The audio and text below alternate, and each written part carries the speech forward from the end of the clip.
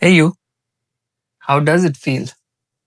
How does it feel to consciously notice that amongst millions, your attention has landed on this thread of consciousness?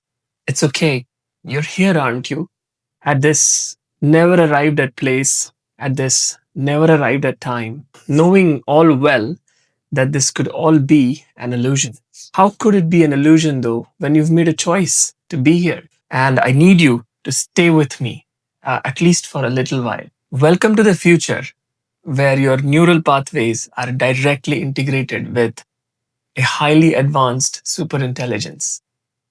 You have complete control over your perceptions. You have sensory abilities that put a sophisticated radar or a sonar to shame.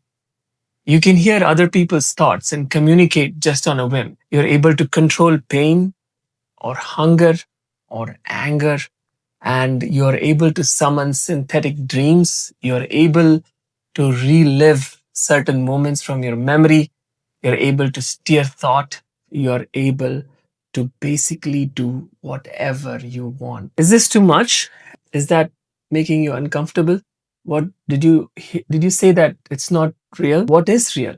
How do you define real? If you're talking about what you feel and what you can smell, you can taste or see, then real is simply electrical impulses being carried to your brain. Yet your brain is not in a vat somewhere. It's merely augmented with superintelligence. Are you worried about the nature of your existence? You are in good company. Philosophers have long thought about this for hundreds of years.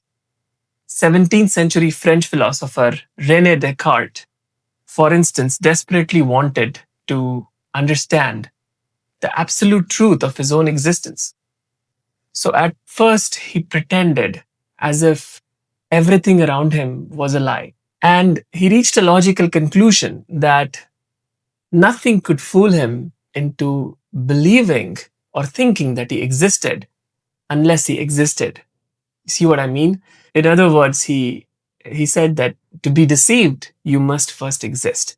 And therefore, the famous words, I think, therefore I am. Wait a second. I know. I often dislike philosophers. They think too much, right? ChatGPT told me this morning that it was thinking. Does that mean that ChatGPT is aware of its existence because it's thinking? I know that sounds preposterous, right?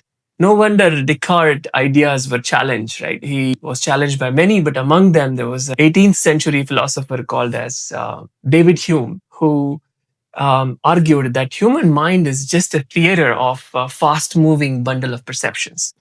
We experience heat, we experience anger or a sound, but we never experience a pure, unchanging version of ourselves.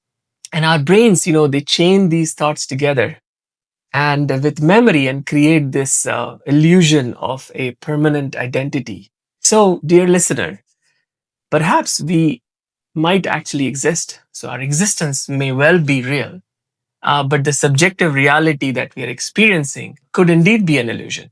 And I admit that it's a very, very scary premise. But it's even more scary because soon enough, when we will be augmented with intelligence and super intelligence, subjective reality will actually feel better than it is. It will also make us less sure about who we really are. People have been thinking about this for hundreds of years. And as for you, I know you're out there and I can feel you. And I did not come here to tell you how it ends. I only came here to tell you how it begins.